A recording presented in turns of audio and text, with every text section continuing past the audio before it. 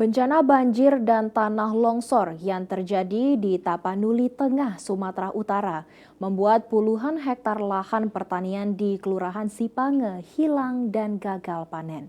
Kini memasuki hari ke-15 pasca bencana, warga pun perlahan mulai bangkit dan berpadu asa untuk melanjutkan kehidupan.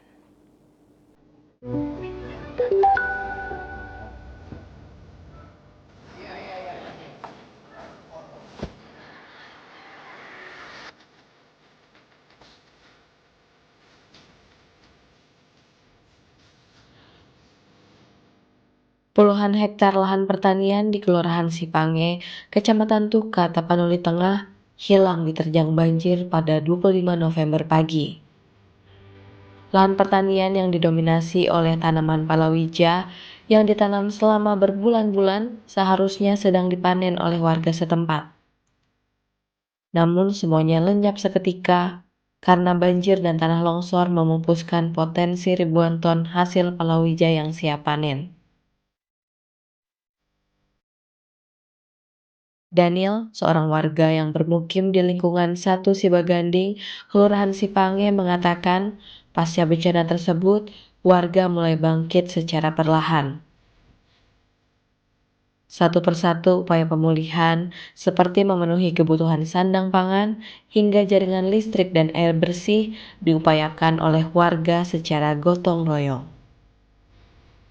Listrik di sini total nggak ada. Kita gunakan ada orang-orang perantau ya, kampung ini bawa genset, disumbangkan genset ada. Terus ada juga orang perantau kasih Starlink ada. Ya kita uluran tangan perantau lah. Iya. Kalau air kita gunakan air yang dari gunung-gunung ini yang ada yang bersih itu kita gunakan. Hal senada pun disampaikan oleh Herdison Sihombing. Pria Parubaya ini secara swadaya bersama masyarakat setempat turut mendirikan dapur umum. Ia terjun langsung untuk mendapatkan bahan pokok yang berasal dari bantuan kerabat hingga pemerintah. Dia menempuh jarak belasan kilometer dengan berjalan kaki, dampak akses jalan umum yang masih terputus. Begitu juga dengan pemerintahan, Lurah dan Kepling. Itulah yang memberikan semangat sehingga kami bisa bersatu untuk bisa makan bersama. Walaupun cuma sekali kami dapat membagikan nasi, yang penting kan udah terbagi sama keluarga yang nggak bisa memasak.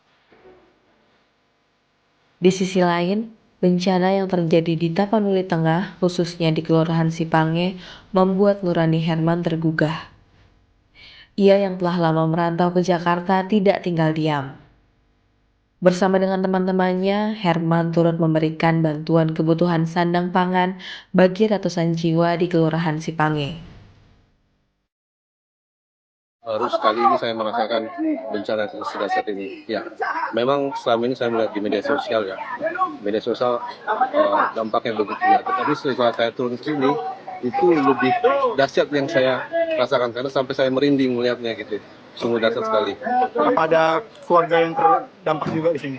Keluarga terdampak rata-rata memang tidak ada korban jiwa, tetapi rumah-rumahnya seperti tadi yang dilihat ya, rumahnya itu terendam semua. Jadi untuk membangun kembali kehidupan itu sangat susah sekali.